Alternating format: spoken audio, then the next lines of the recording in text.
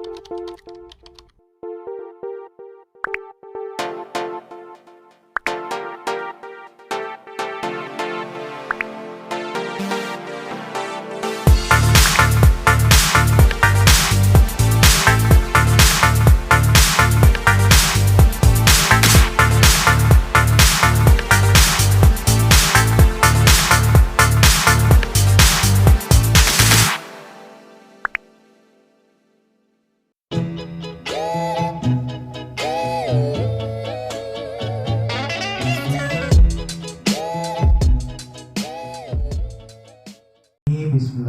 Assalamualaikum warahmatullahi wabarakatuh.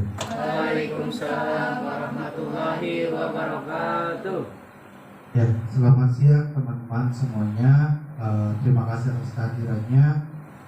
Untuk hari ini kita ada sosialisasi dari tim dia, ya betul ya.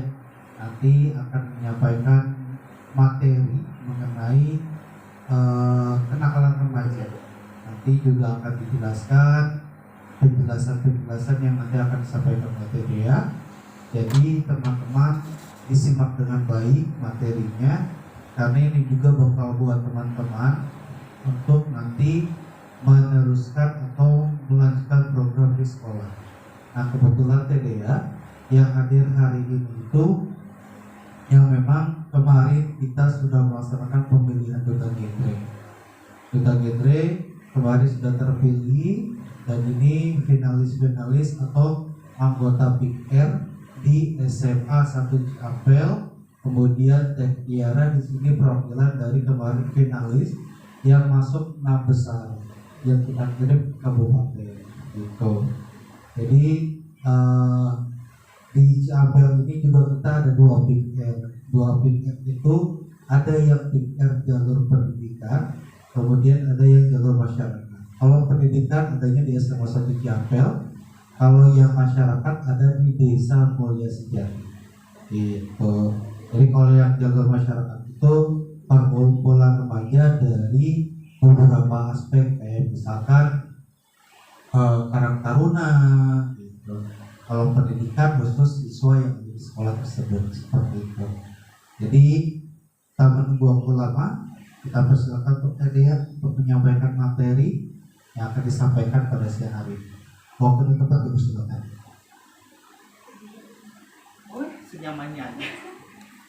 Mau di depan mau.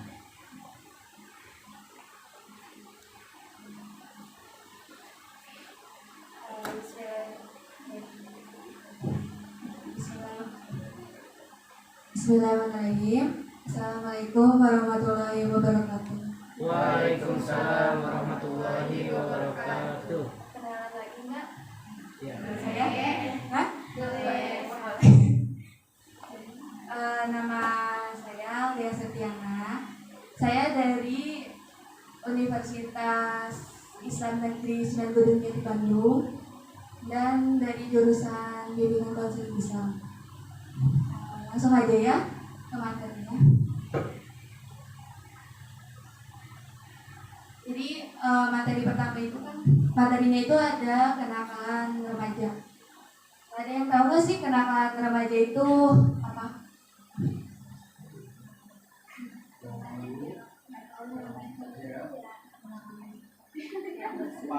Negatif.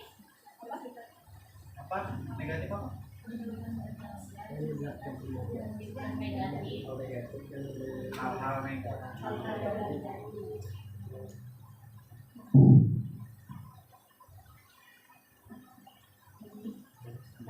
Jadi lebih lengkapnya itu kenakalan remaja itu dapat didefinisikan sebagai suatu kondisi yang dilakukan oleh para remaja untuk berbuat onar.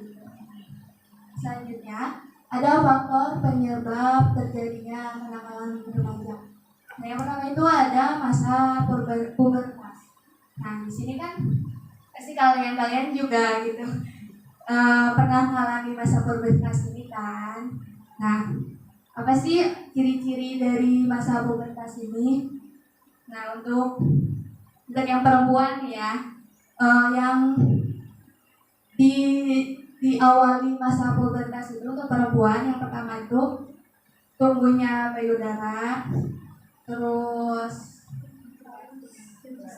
ya menstruasi, terus juga kayak mulai suka ke lawan jenis, terus ya masih banyak lah ya. Nah untuk laki-laki itu pasti yang pertama pasti pernah ngalami mimpi basah kan ya. Terus juga kayak tumbuh dagu untuk kelihatan, terus juga mulai tumbuh kumis-kumis manja. Terus juga kayak mulai numbuh bulu-bulu halus gitu di organ seksualnya kayak gitu. Terus yang selanjutnya ada stabilitas emosional. Nah, stabilitas emosional ini yaitu keadaan emosi individu yang mudah menyesuaikan diri dengan lingkungan sekitarnya. Nah, emosi apa sih gitu? Emosi yang stabil dan positif tuh. Jadi emosi yang stabil dan positif tuh kayak seperti apa? Hidupnya lebih tenang kayak gitu, terus tidak mudah tersinggung, terus juga tidak cemas, terus tidak mudah marah kayak gitu. Nah yang terakhir tuh ada cenderung labil untuk membuat keputusan sendiri. Jadi next. Yang selanjutnya itu kan ada faktor internal. Nah, yang pertama itu faktor konflik keluarga. Nah, konflik keluarga ini tuh apa sih? Kayak salah satu penyebab remaja ini tuh jadi ada kenakalan remajanya kayak gitu. Kalau misalnya ada di antara dua orang tuanya itu ada selisih paham kayak bertengkar terus juga ya gitulah, ada cekcok keluarga kayak gitu. Nah yang kedua tuh ada krisis identitas, terus ada kontrol diri. Nah kontrol diri itu sama kayak yang tadi yang disabilitas itu kayak itu. Nah, ya hampir beda tipis lah sama yang itu. Terus juga ada yang finansial. Nah kalau finansial itu ya kayak misalnya kayak kekurangan uang gitu di keluarganya kayak gitu. Terus ada yang religi atau adat istiadat. Yang selanjutnya ada faktor eksternal. Yang pertama itu ada lingkungan pergaulan, itu pasti lah ya. Kalian juga pasti tahu kan. Kayak di lingkungan itu lebih berpengaruh gitu buat kenakalan remaja ini. Makanya untuk kalian-kalian yang ada di sini gitu, carilah lingkungan yang baik, jangan sampai salah lingkungan. Terus juga ada perkembangan teknologi, karena kan di masa sekarang ini ya kayak perkembangan teknologi itu lebih signifikan kayak gitu. Terus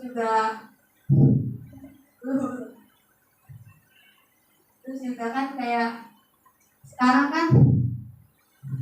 kan kayak di TikTok ada ya kayak yang video-video ya yang nggak benar kayak gitu. Selanjutnya ini ada menurut Dr. Kartika Kartono. Beliau berpendapat bahwasanya faktor penyebab terjadinya kenakalan remaja ini antara lain anak kurang mendapatkan perhatian, kasih sayang, dan tuntunan pendidikan orang tua. Terus kebutuhan fisik maupun psikis anak-anak remaja yang tidak terpenuhi. Terus yang terakhir, anak tidak pernah mendapatkan latihan fisik dan mental yang sangat diperlukan untuk hidup normal, sehingga mereka tidak dibiasakan dengan disiplin dan kontrol diri yang baik. Nah, apa sih upaya yang dilakukan untuk keluarga itu? Yang pertama itu, orang tua menciptakan keluarga yang harmonis, terbuka, dan jauh dari kekacauan. Terus orang tua juga harus memberikan pengawasan secara wajar terhadap pergaulan anak remaja. Terus juga orang tua ini memberikan perhatian yang memandai terhadap kebutuhan anak, dan orang tua ini memberikan kemerdekaan kepada anak remaja untuk mengemukakan pendapatnya dalam batasan-batasan wajar kayak gitu. Terus ada juga upaya apa sih yang dilakukan oleh sekolah kayak gitu. Nah, guru ini tuh harus menegakkan disiplin di sekolah itu yang wajar dan dapat diterima oleh siswa-siswinya dan penghuni sekolah lainnya. Terus juga si guru ini tuh harus melaksanakan peraturan dengan adil dan tidak pandang bulu gitu. Terus guru dapat memahami aspek-aspek psikis yang ada pada siswa-siswinya. Dan yang terakhir adanya bagian bimbingan dan konseling di sekolah supaya dapat memberikan jalan keluar terhadap masalah yang ada di siswa-siswinya. Yang selanjutnya ada upaya di masyarakat. Nah, upaya di masyarakat ini yang pertama, menegur remaja-remaja yang sedang melakukan tindakan-tindakan yang telah melanggar norma. Terus menjadikan teladan yang baik bagi remaja-remaja yang tinggal di lingkungan tempat tinggal masing-masing. Terus mengadakan kegiatan kepemudaan di lingkungan tempat tinggal. Nah, kegiatan ini tuh dilakukan bersama-sama dengan melibatkan remaja-remaja untuk berpartisipasi aktif. Sekian, kalau ada yang ditanyakan.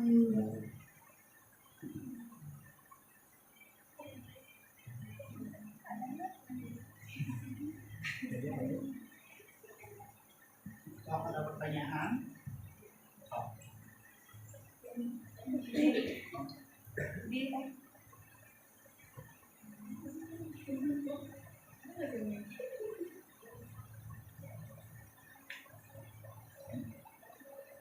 Halo semuanya, perkenalkan nama saya Felicia. Izin bertanya Kak, tadi kan sudah disebutkan upaya-upaya pencegahan dari anak remaja di lingkungan orang tua, sekolah, dan masyarakat. Bagaimana sih upaya yang harus dilakukan terhadap oleh diri sendiri? Ada yang lagi? ada lagi yang mau ditanya? Apa? Bukan pengalamannya.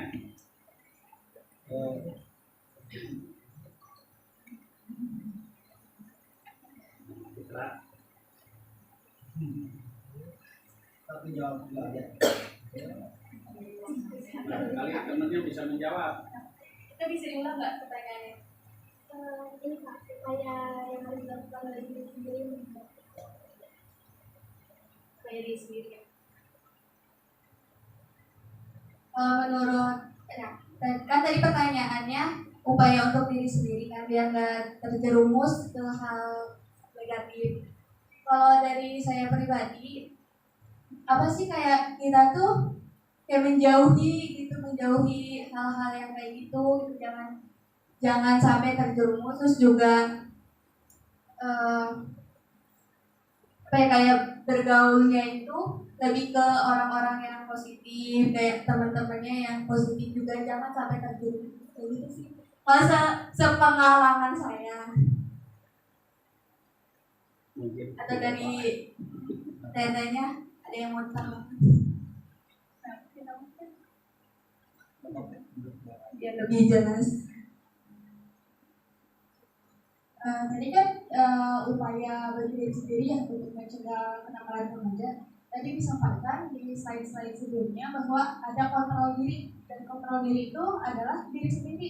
Gitu. Jadi upaya diri sendiri untuk mencegah kenakalan pada diri sendiri juga salah satunya dengan pengetahuan. Gitu. harus mengetahui kalau mana yang salah dan mana yang betul. Jadi diri sendiri, mengontrol diri kita sendiri untuk tidak melakukan hal-hal yang termasuk pada kenakalan remaja yang kalian ketahui. Bisa diterima? Ada lagi yang ingin ditanyakan? Pertanyaan lagi. Ayo, teman-teman laki-laki nih biasa punya teman-teman sebaya yang bermasalah mungkin kasusnya di mana so? Ayo, ada lagi nggak?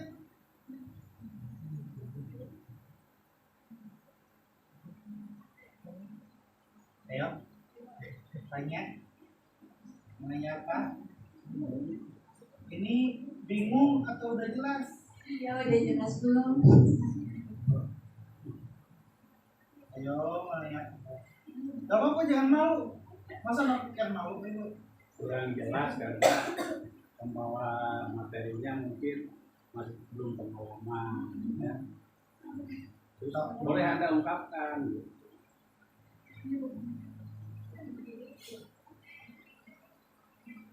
Harus sama-sama sedang belajar. Harus dimaklum semua.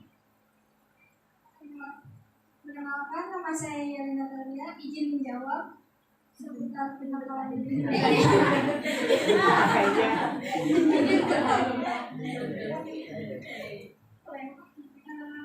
Kan tadi sudah dijelaskan kenakalan remaja, dimana kalau misalnya yang terjerumus ke dalam kenakalan remaja itu sendiri adalah teman kita sendiri. Nah, sudah diberi arahan dan pencerahan, tapi masih tetap berada dalam kondisi tersebut. Cara buat menyadari Cara menyadarkannya gimana? Iya.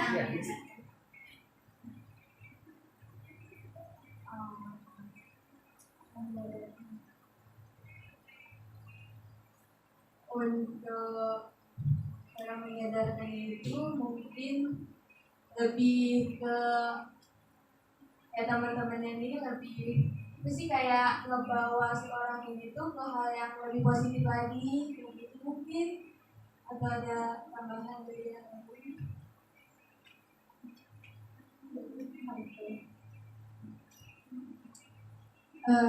Kenakalan remajanya terjadi di sekolah. yang misalkan Kalau misalkan teman kalian sekelas gitu, teman lingkungan di sekolah, kan di sekolah punya aturan ya.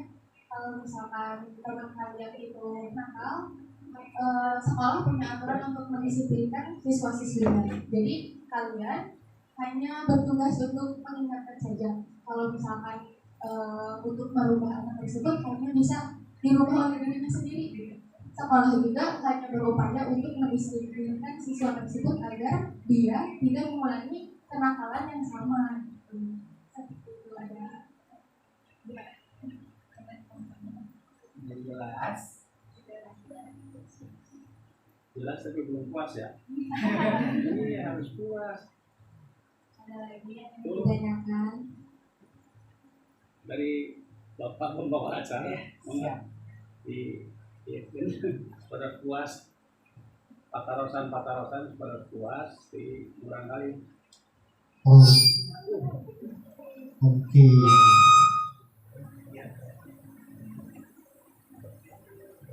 Oke. Untuk pertanyaan pertama tadi sudah ya, intinya kalau misalkan ditanyakannya di posisi diri kita sendiri, otomatis yang tahu kapasitas diri kita itu ya diri kita sendiri gitu.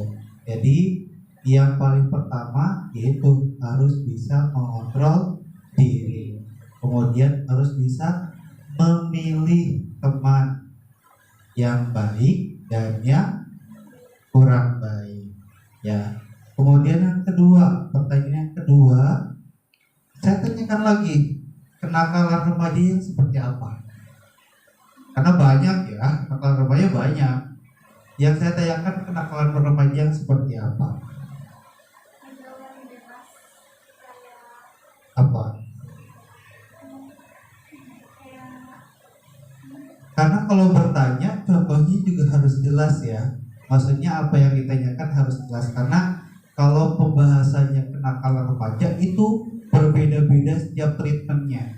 Kalau narkoba itu harus rehabilitasi. Kalau kenakalan remaja tawuran harus berhubungan dengan yang berwajib. Apa dulu?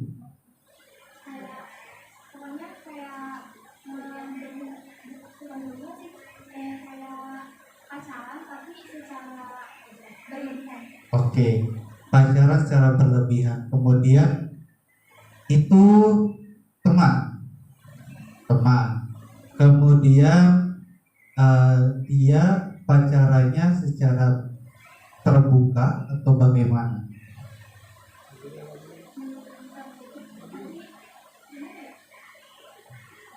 Apakah semua orang tahu kalau dia pacaran? Hanya beberapa saja. Jadi hanya teman-teman mainnya saja yang tahu kalau dia pacaran. Oke.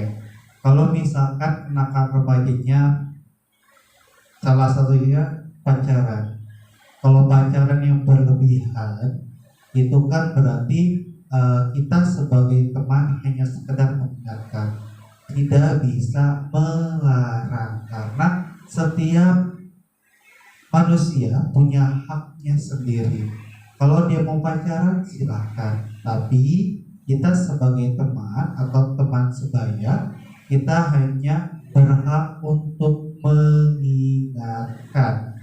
Nah, kalau misalkan seperti itu bisa dikonsultasikan, sering-sering ajak dia bermain, tapi main yang hal positif. Jadi supaya aktivitas berpacarannya itu berkurang. Gitu. Kalau misalkan ini konteksnya kita sebagai teman. Kalau kita melarang kan ya ada kita dijauhi, betul ya, karena setiap orang punya hak gitu. Kemudian langkah pertama seperti itu, ajak dia beraktivitas sebanyak mungkin sehingga dia untuk aktivitas berpacarannya itu berkurang. Itu yang pertama. Kedua, coba diajak untuk berkegiatan yang berhubungan dengan keagamaan, atau diajak misalkan cerita-cerita dengan guru-guru gitu. Jadi kan dari situ wali kelas kalian juga tahu bahwa orang tersebut sedang berpacaran. Intinya ke situ sih. Kalau misalkan posisinya kita sebagai teman, ajak dia berkegiatan. Gimana caranya dia lupa atau kegiatan berpacarannya berkurang. Kedua, ajak sering-sering dia untuk berkegiatan yang berhubungan dengan keagamaan. Begitu ya. Karena kalau misalkan kita melarang, kita tidak ada hak gitu. Kita saudara bukan, kita hanya sebagai teman gitu. Jadi intinya seperti itu. Mengingatkan sudah pasti, cuman bagaimana caranya gitu. Kadang gini, usia-usia seperti kalian tuh tidak ingin dinasehati, betul? Inginnya didengarkan, betul? Nah, posisikan diri kalian itu sebagai dia gitu. Jadi kalau misalkan kita nasihati, dia tidak akan terima. Tapi dengan cara apa dulu nasihatinya? Jangan seakan-akan kita yang paling benar, jangan. Tapi lebih ke bercerita. Tarik dia untuk bercerita, apapun itu. Nah, ketika bercerita, kalian isikan cerita itu dengan masukan-masukan. Nah, dari situ, itu kunci kalian bisa mengarahkan atau bisa bersosialisasi tanpa harus ada forum formal. Itu ya. Kalian kan anggota BIR nih, Pusat Informasi dan Konseling, di mana ada materi-materi konselor. Gitu ya. Di sini kalian berperan, tapi bukan berperan sebagai BIR, tapi sebagai teman sebaya, karena kebanyakan kalau usia-usia remaja seperti kalian kalau dikumpulkan secara formal itu tidak akan pernah masuk, karena benar mereka tidak mau dinasehati, tidak mau dimarahi, yang ada nanti berontak gitu ya. Paham sampai sini? Intinya jangan sampai kita melarang, karena setiap makhluk itu mereka punya hak, cuma kita harus sering mengingatkan, itu saja. Begitu ya. Enggak? Ada pertanyaan lagi? Ada yang mau menambahkan? Ya. Ya. Sudah? Jelas? Jelas. Oke. Dari tadinya mungkin? Sudah. Sudah cukup. Oke. Siap, mangga ditutup dari tadinya. Ya, sekian pemaparan materi dari saya. Kurang lebihnya mohon maaf untuk yang pertanyaan-pertanyaan, karena kita masih sama-sama belajar. Wassalamualaikum warahmatullahi wabarakatuh. Waalaikumsalam.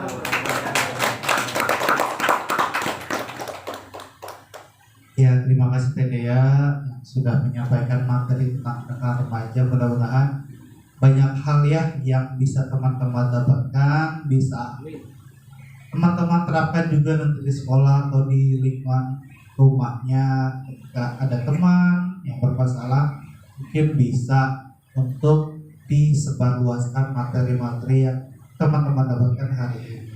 Seperti itu ya. Terima kasih Tedea yang sudah menyiapkan materi untuk hari ini mengenai kenakalan remaja. Terima kasih juga atas kehadirannya, sudah menyempatkan waktu-waktunya untuk memberikan teman-teman materi untuk hari ini. Seperti itu ya teman-teman. Nanti selanjutnya paling nanti ada arahan ya untuk yang Big Air dari SMA 1 Apel. Nanti kita ada ngobrol sedikit ya untuk program-program selanjutnya, karena kebetulan nanti juga akan ada pertemuan selanjutnya di 2023 seperti itu. Baik, tadi ya, terima kasih banyak Bapak, terima kasih banyak atas waktunya yang sudah menyempatkan. Mungkin mau foto dulu? Boleh.